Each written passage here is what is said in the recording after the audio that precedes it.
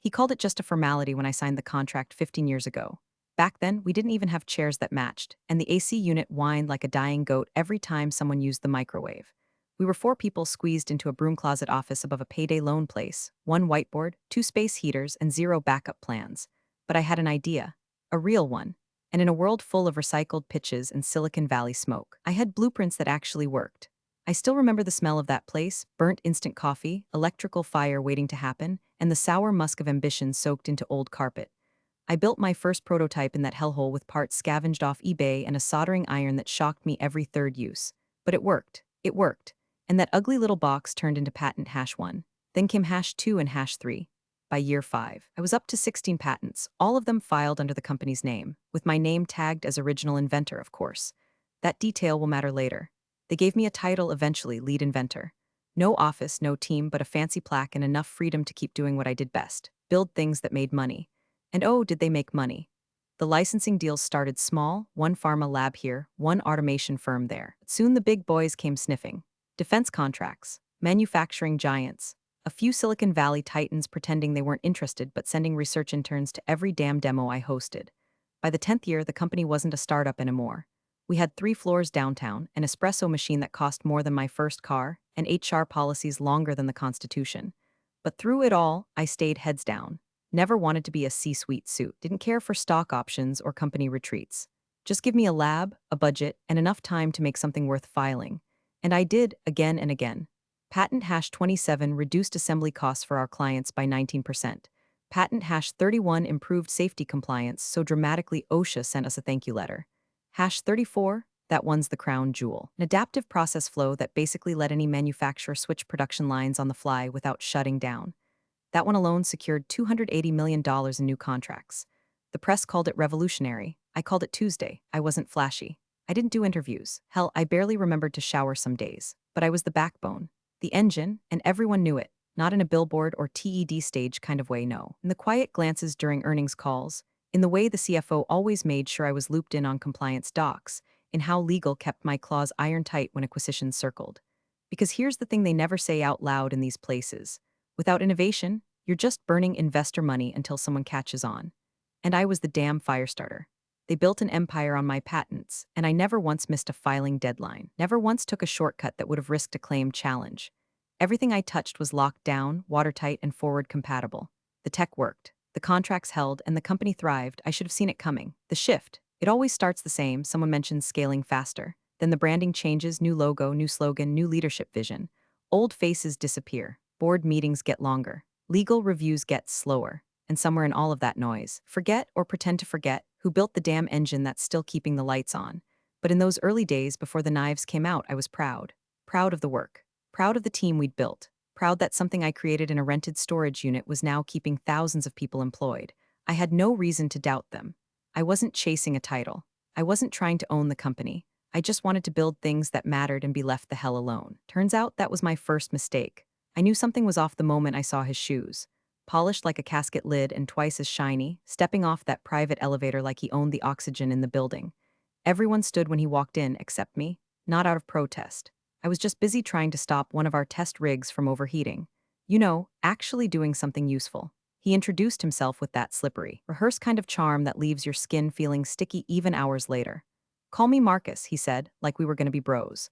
Like 15 years of blood, patents, and busted knuckles could be reset with a LinkedIn handshake and a first-name policy. Marcus was an acquisition hire, dragged in by the new parent company to streamline innovation and enhance scalability. Translation: make things cheaper, faster, and shinier so some hedge fund could slap it in a deck and milk the valuation. He had a background in sales, which meant he knew how to talk like he knew what he was doing. Problem was he didn't. His resume was stacked with buzzwords and bankruptcies. The kind of guy who'd trademark the phrase thought architecture and call it a deliverable. Still, I gave him the benefit of the doubt. First week, he toured the labs, nodded like a bobblehead, asked weird questions like, "Can we make this more viral?" About a damn torque stabilizer. I laughed, thinking he was joking. He wasn't. Week 2, I noticed something else. Meetings started popping up on the calendar without my name on them. Strategy syncs, product rollouts, budget reviews. I'd email to clarify and get polite brush-offs, not essential this time, but we'll loop you in later. Later never came. Then my lab budget was halved. No explanation. Just a line in a spreadsheet with reallocation for marketing initiatives next to it. I went to my direct report, well, my former direct report, since apparently the new org chart had turned me into some floating special projects advisor without the courtesy of telling me. She looked embarrassed, said it came from Marcus, said it was temporary. I asked if anyone had told Marcus that our next-gen prototype needed that budget to finish trials. She just looked at her coffee cup like it held the answers. By the end of the month, they'd reassigned 2 of my engineers to a new innovation pod led by some fresh-faced guy who used the phrase design thinking in every sentence. They didn't even tell me. It came up when I walked into the lab and found their desks empty, names scrubbed off the Kanban board like they never existed. That's when I started documenting everything.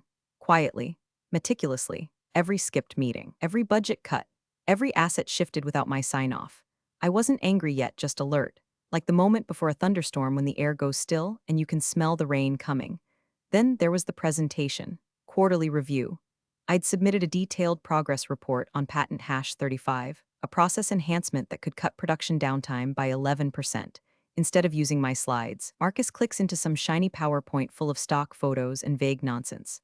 My name, not mentioned. The patent, rebranded as Next Phase Optimization with a smiling photo of Marcus on the title slide like he'd dreamt it up between Zoom calls. I sat in the back row, jaw tight, knuckles white around my coffee cup. I didn't say a word, just watched him lie through his perfect veneers. The worst part wasn't that he stole credit, it was how easily the board nodded along. They didn't care who made the engine, just that the car kept moving. And Marcus was a hell of a driver when it came to looking busy while coasting on other people's work. The team noticed, some whispered apologies in the hallway. One of my old engineers left me a sticky note that said, "This place doesn't deserve you." I folded it up and kept it in my wallet. By month 3, I was barely invited to my own demos. I'd walk past glass conference rooms and see Marcus pitching my tech to investor groups, laughing like it was all a game. And maybe it was to him. But to me, this company wasn't a ladder. It was the forge I'd poured myself into. Every patent, every line of code, every sleepless night, I didn't just work here. I was here, and now I was being erased one meeting at a time. I could have fought back, kicked and screamed, demanded respect, but I didn't, not yet. Because Marcus thought he was winning, and I needed him to keep thinking that. Let him believe I was just some burnt-out R&D ghost too meek to matter. Let him think I'd go quietly. He waited until the quarterly board meeting to do it because of course he did. Marcus didn't just want to remove me, he wanted an audience. The room was prepped like a stage, polished walnut table, fresh bottled water with the labels turned just so, little triangular nameplates like we were hosting a corporate séance. The board was there, scattered in their ergonomic thrones, half of them on tablets, the other half pretending they weren't checking stock tickers on their phones. Marcus stood at the head of the table like a ringmaster in a $2,000 suit, grinning like he was about to pull a rabbit out of his overpriced ass. Before we dive into Q3 projections, he said, flipping through a manila folder with theatrical precision, there's a small bit of legacy housekeeping we need to address. He reached under the table and pulled out my original paper contract. My contract, signed back when we didn't have a legal department and had to use a template pulled off a business law blog. I recognized the coffee stain on the bottom corner.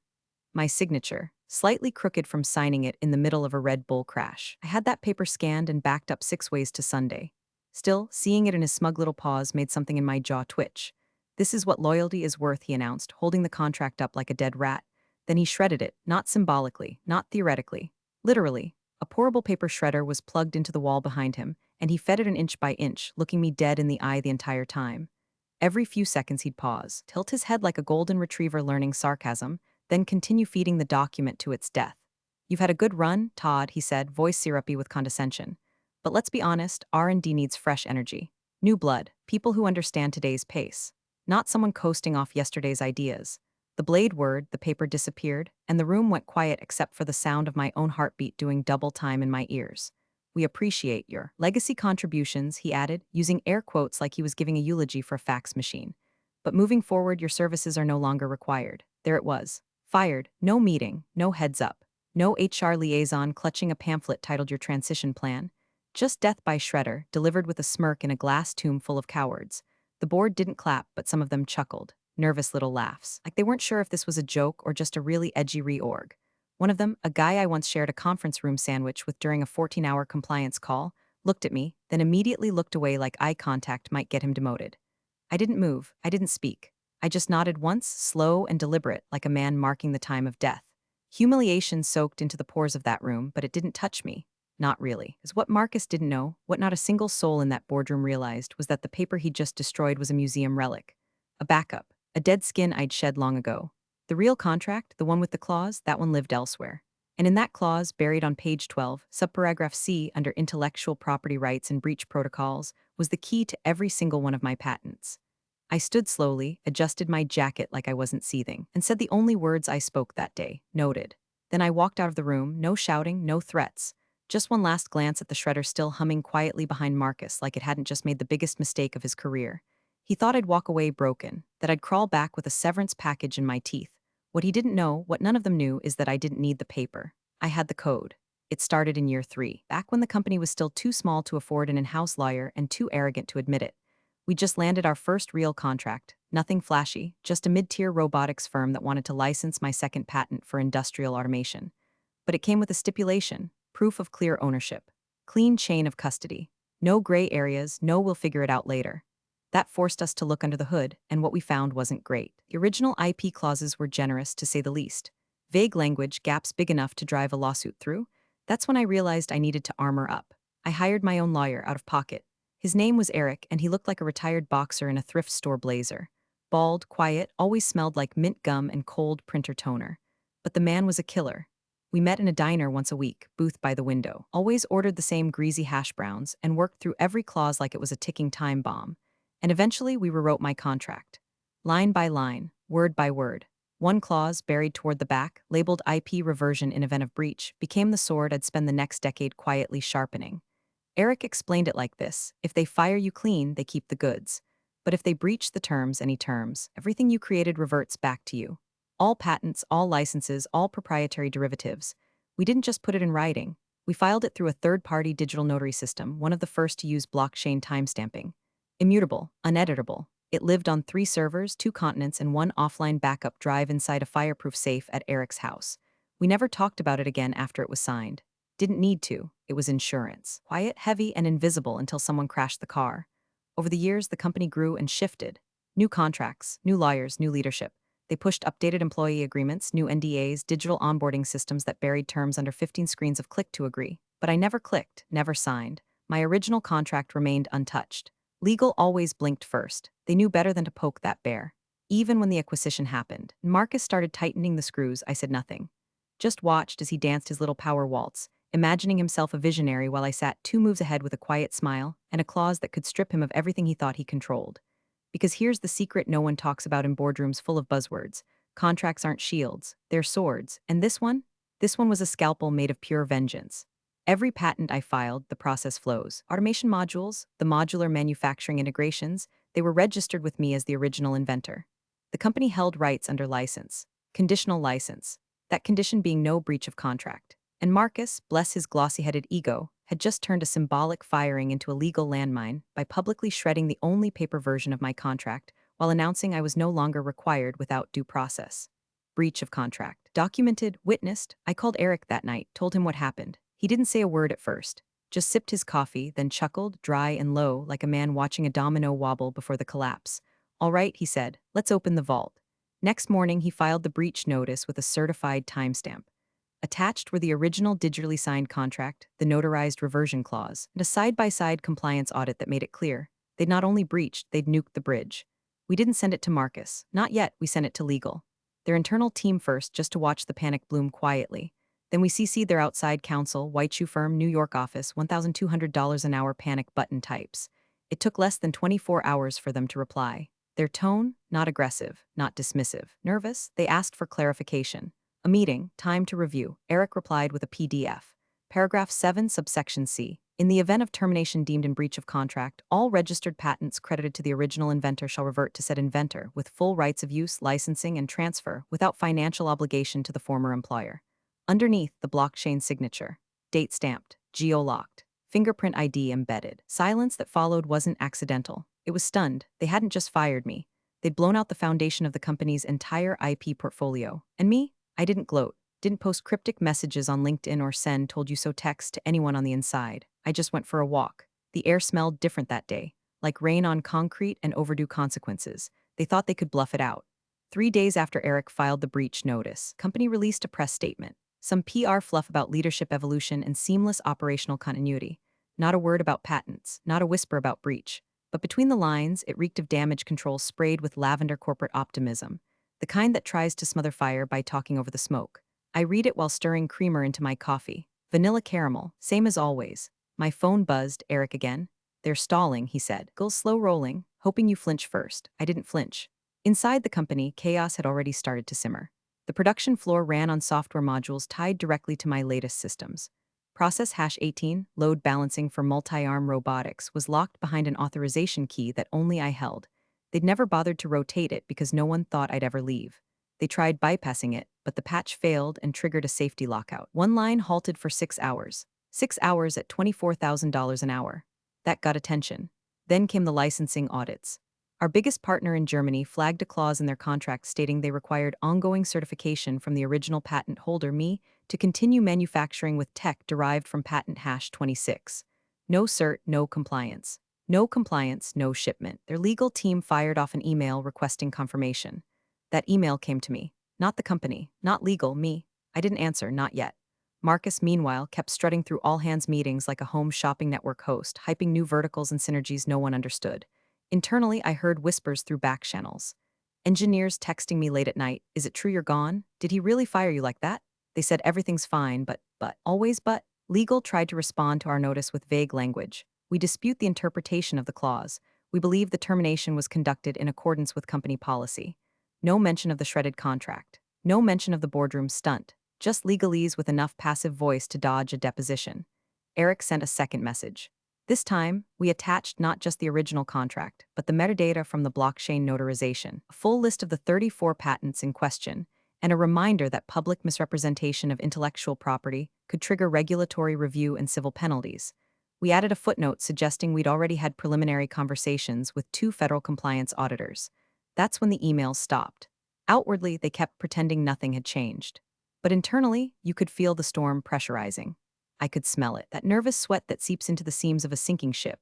And just like blood and water, it drew the sharks. First, a manufacturing rival I hadn't spoken to in 6 years sent an invite to grab lunch and catch up. Then a private equity firm called Eric directly, asking whether the patents were currently encumbered. A tech startup, young, well-funded, aggressive, offered me a consulting role with 7 zeros on the back end if I brought my inventions with me. They didn't even pretend to be subtle. The scent of weakness had gone airborne. I let the calls roll to voicemail. Let the offers stack up like poker chips while the company flailed behind the scenes. Every day they didn't respond, I gained leverage. Every hour of downtime, every client email asking who owns this tech actually widened the crack in their foundation. They thought I'd come crawling back for a settlement. I was building a war chest. One of their VPs finally called me, said they wanted to get clarity on the nature of the dispute. I told him to direct all inquiries to Eric, then asked how his kid's soccer team was doing, just to remind him I still remembered the people behind the machines. He sounded tired, really tired. I almost felt bad, almost, because the company kept moving forward like they could pretend me out of existence, like they could fire the architect and still live in the house without paying rent. But what they hadn't realized yet was that the deed was in my name, and every step they took now was trespassing. It hit their inboxes at 9:01 a.m. on a Monday, because that's when corporate arrogance is at its peak. Right after they've finished their $7 cold brew, and just before they're fully awake enough to recognize the fire about to land in their lap. Subject line, notice of contractual breach and activation of patent reversion clause. Eric's email was clean, surgical. A full PDF package, the breach summary, the notarized contract with blockchain hash verification, a clause-by-clause breakdown of the termination failure, and a final page listing all 34 patents with their registration numbers, current licensing status, and market valuations. It was less a letter and more a digital guillotine. Marcus's reply came 34 minutes later. I'm not sure what fantasy world you think this clause operates in, but your client was an at-will employee and was terminated in accordance with internal HR procedures. We will not be intimidated by false claims. This matter is closed. I read it while sipping my second coffee. Smiled. Eric didn't respond, not directly. Instead, he BCC'd outside counsel. Their outside counsel. That changed everything. See, corporate in-house lawyers are mostly shield jockeys. Their job is to stall, deflect, run out the clock. But once outside counsel gets looped, especially from a firm billing $1,200 an hour, the game changes. They don't waste time, because their clock is running too, and they know where the tripwires are buried. 4 hours later, we got a call from someone named Griffin Marks, senior partner at the kind of law firm that handles tech lawsuits large enough to move stock prices. His voice was clipped, controlled, and deeply annoyed. I've reviewed the materials, he said. The clause appears enforceable. Eric didn't gloat, just said yes, it does. There was a pause, then, this was not disclosed during due diligence. No shit, Griffin. I imagine Marcus standing in his corner office, sleeves rolled up like he just got done pretending to understand a supply chain diagram, probably laughing off the whole thing as some overblown HR dust-up. Until Griffin forwarded him the clause. I know the moment it hit him. Probably leaned back in his stupid leather chair, the one he had installed with lumbar massage settings because thinking is tension. Probably clicked the PDF with one smug eyebrow raised, until he got to paragraph 7, subsection C. In the event of termination deemed in breach of contract, all registered patents credited to the original inventor shall revert to said inventor, with full rights of use, licensing, and transfer, without financial obligation to the former employer. There it was, not buried, not vague, just cold, clear law. We didn't hear from Marcus directly after that. But suddenly, emails from legal took on a new tone. Fewer adjectives, more questions. It wanted to clarify intent, to schedule a mutual resolution session, to discuss ongoing ownership parameters. Too late. By the end of the week, the company issued a temporary operational pause on 3 production lines, all reliant on tech tied directly to my patents. The German client pulled back on their Q4 order. Internal Slack messages leaked to me from sympathetic engineers, people panicking, asking why systems were suddenly inaccessible, why legal was locking down internal dev environments, why a compliance team was reviewing all patent deployment logs. One of those messages just said, "Does this mean we don't own the tech?" Bingo. Marcus tried to save face in the next town hall. Some former employees are making exaggerated claims, he said. We're fully in control of our IP. His voice cracked halfway through the word control. The queue in a session was abruptly cut short. One engineer I mentored for years messaged me afterward. He's sweating, like actually sweating. It was beautiful, and through it all I waited, patient, calm, watching the quiet panic unfold from the outside like a man holding a match just far enough away from the gasoline to enjoy the smell. They thought this was over. I had only just begun.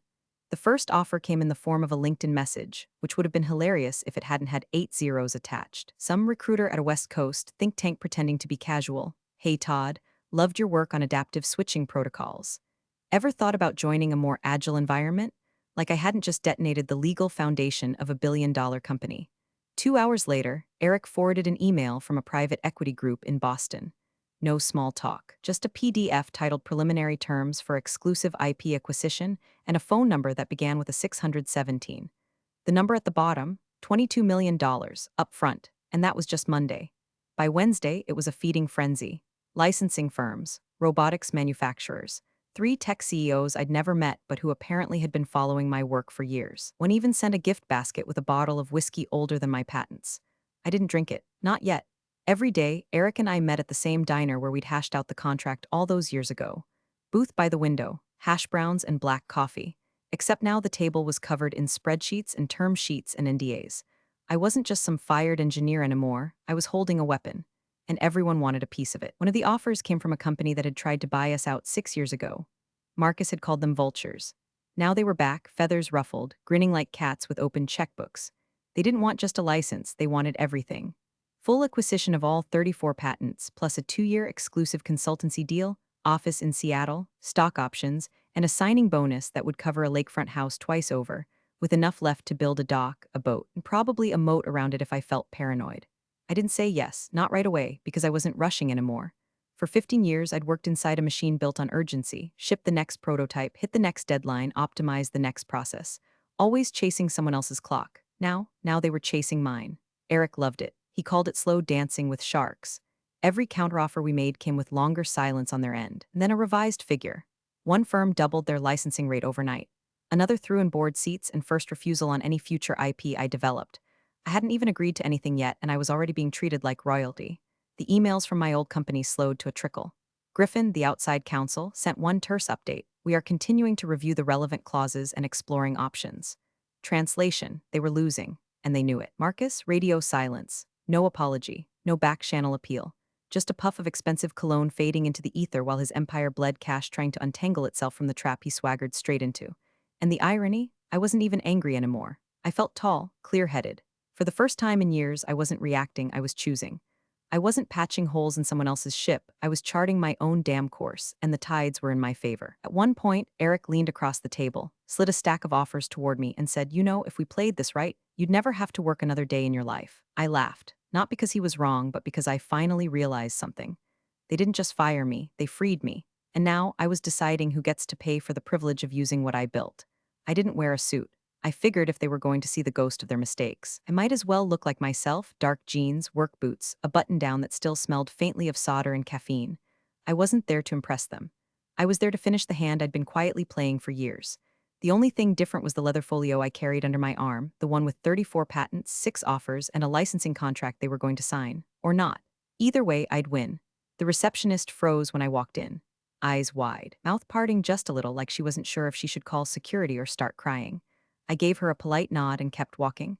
No need to raise my voice. No need to announce anything. Everyone would find out soon enough. The boardroom was smaller than I remembered. Maybe it was always like that. Corporate spaces tend to shrink once you stop needing their approval. Same walnut table, same glass walls, same leather chairs filled with the same faces. Except this time, I didn't need any of them to like me.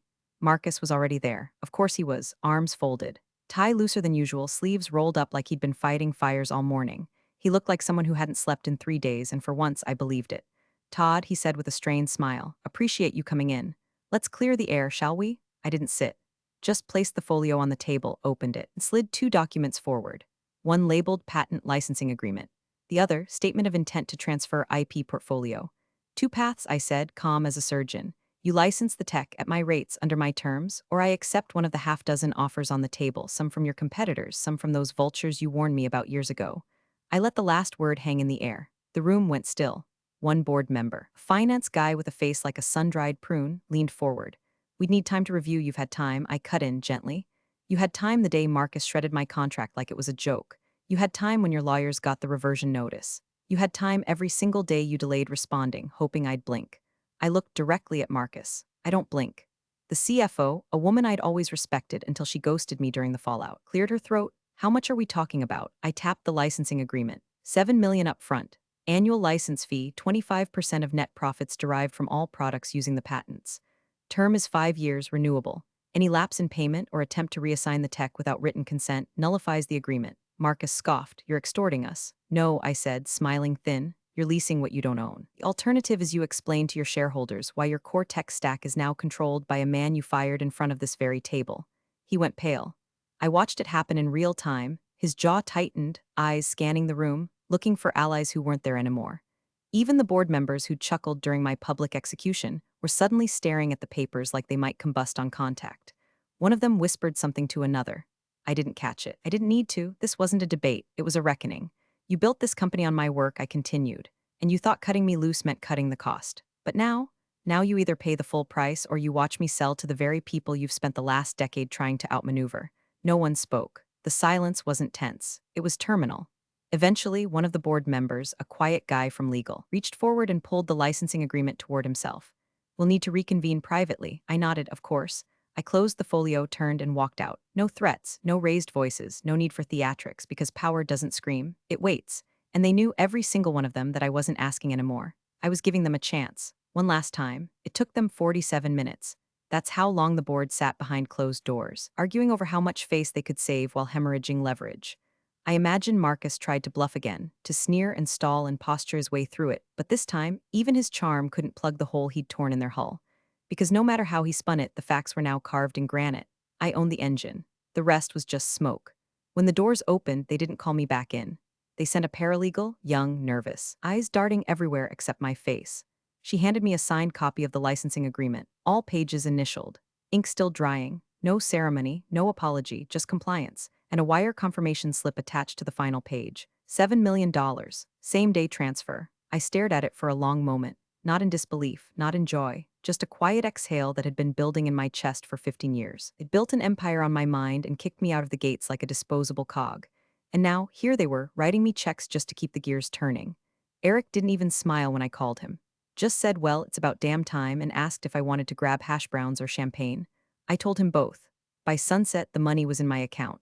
I checked it once, just to see all those zeros lined up like soldiers. Then I turned my phone off, packed a small overnight bag, and drove north. The house was already waiting, glass front, cedar beams, deck that stretched over the lake like it had been poured from a dream. No neighbors, no noise, just the hush of wind moving through the trees and the slow pulse of water slapping dock posts. I hadn't even furnished the place yet, but I didn't care. I threw a folding chair on the deck, poured a drink, and sat down barefoot as the last light of day bled into the horizon. That moment, that was the reward, not the money, not the contract. But this: silence, ownership, freedom, no more stolen meetings, No more credit mongers piggybacking off my work. Just me, the patents filed under my name again, and a company that now paid me for the right to continue existing. Marcus's name never came up again. He kept his job for now. But I imagine every product roadmap, every new launch, every investor call from this day forward will have a quiet footnote attached. License from the man we fired. I don't need revenge. I am the reminder. The one who walked in with a folio and walked out with the keys. And as I leaned back, glass sweating in my hand, watching the lake catch the stars, I realized something strange. For the first time in 15 years, I didn't feel like a piece of the machine. I felt like the whole damn factory. And they'll be paying rent for the rest of their lives. You're the real MVPs of the office jungle. Thanks for watching. Smash that subscribe button, or the coffee pot might just forget your next brew.